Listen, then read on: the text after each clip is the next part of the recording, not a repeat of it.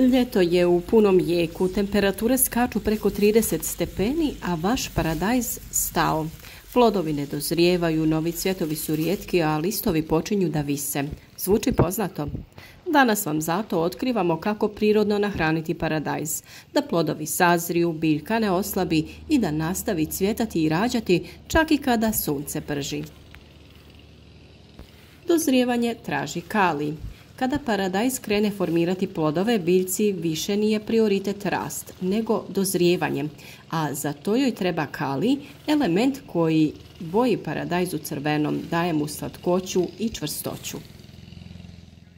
Naravno, svaki eko povrtlar traži prirodni izvor kalija. Pepeo od drveta je prvi svima dostupan prirodni izvor kalija. Priprema se hranjivo tako što se 2 kašike razmute u 5 litara vode. Jednom sedmično zalijeva se korijen direktno uz biljku. Naravno, kada pomiješate vodu i pepeo, ostavite nekoliko sati da odstoji uz redovno miješanje. Čaj od koprive i kora od banane su bogati kalijem. Šaka koprive, 2 kore od banane stave se u 5 litara vode, ostave da stoje 24 sata. Nakon toga procijedite i zalijevate biljke. Ovakvo hranjivo možete uvijek imati u blizini u nekoj kanti ili buretu, te stalno dodavati kore od banana i koprivu, a stari otpad slobodno stavite na kompostište. Sok od fermentirane kore od banane pun je kalija i lako je dostupan biljci. Fermentirana banana i kvasac odličan su duo za ubrzano dozrijevanje i više cvjetova na biljkama. Sastojci za ovo hranjivo su 2 kore od banane koje ćete sitno narezati, 1 kaščica suhog kvasca, mala kaškica šećera i 1 litra mlake vode. Priprema se tako što pomiješate sve sastojke i ostavite u nekoj posudi ili kanti 24 sata. Nakon toga procijedite i razrijedite sa dodatnih 5 litara vode. Zalijevajte vaše biljke jednom u 10 dana, najbolje predvečer. Kalij pomaže i stvaranju novih cvjetova, pa ne samo da biljka istovremeno dozrijeva, već i nastavlja sa rastom i davanjem novih plodova. Zalijevanje je greška koju svi prave ljeti. Paradajz ne voli ni sušu, ali ni plivanje. Ljeti se najčešće desi da zalijevamo kada stignemo, ali to je pogrešno. Evo pravila. Zalijevajte rano ujutro ili predvečer, nikako po jakom suncu jer to može izazvati stres kod biljke. Zalijevajte dublje, ali rjeđe, svaka 2 do 3 dana, ali sa po 5 do 7 litara po jednoj biljci. Nikada ne kvasite listove, samo zemlju oko korijena. Površinsko prskanje izaziva ožegotine na lišću i širi gljivice što može uzrokovati oboljenja. Često spominjemo malč. Jeste li znali da je on prirodni klima uređaj za biljku? Ako paradajz stoji na goloj pregrijanoj zemlji, gubi vodu i energiju.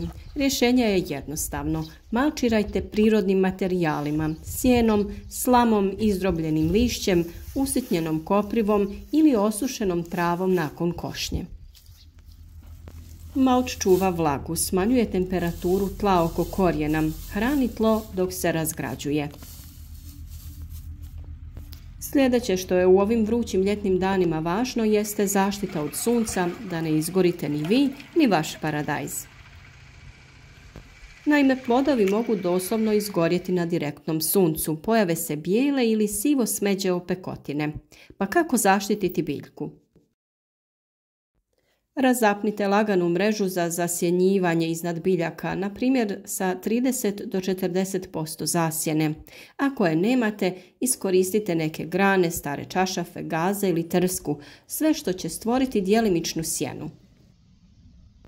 Kada smo govorili o rasporedu biljaka u vrtu, govorili smo i da niže biljke možete saditi iza visokih biljaka, pa tako oko vrta uvijek možete posaditi kukuruz, visoku boraniju koje će praviti djelimičnu sjenu za ostale biljke. Govorili smo i o skidanju listova sa biljaka paradajza i u ovom periodu dok plodovi na prvoj rodnoj grani ne dozriju, skidamo samo one listove koji dodiruju tlo i još 2 do 3 lista iznad. Ostali listovi su tu da štite plodove od ožegotina. A za kraj imamo i dodatni bonus recept za cvjetanje i dozrijevanje. Napravite super prihvatljivo prirodno tečno hranjivo. 2 kore banane koje ćete narezati, 1 kašika pepela, 1 šaka koprive i 5 litara vode. Ostavite da stoji 24 do 48 sati, procijedite i zalijevajte paradajz. Na ovu količinu hranjiva prije zalijevanja, a nakon što ste ga procijedili, možete dodati i pola litre mlijeka. Ovo hranjivo sadrži kalij, fosfor, kalcij i mikroelemente. U ljetnim danima paradajz traži pažnju. Kalij da dozrije, vlažno i prozračno tlo, pravilan raspored zalijevanja i sjenu kada je najgore. Ako mu to pružite, nagraditi će vas plodovima koji ne pucaju, ne trunu i dozrijevaju bez hemije. Ako vam je ovaj video bio koristan, podržite naš rad sa lajkom, podijelite video sa prijateljima, a ako želite biti u korak sa radovima u vrtu, zapratite naš kanal ako već niste. U komentaru nam pišite šta vi koristite za prihranu paradajza ovih dana.